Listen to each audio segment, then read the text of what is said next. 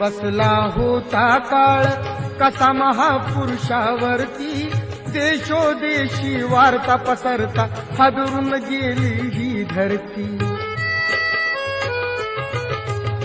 काळजातील हंस हरपला दर्याला आली भरती, सूर्य बुडाला अंधार झाला म्हणून जनता ही झुरती.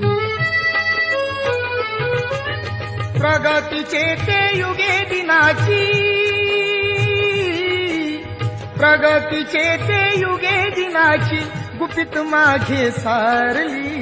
दुष्ट काळाने भीमरायांची प्राणज्योत ती चोरली.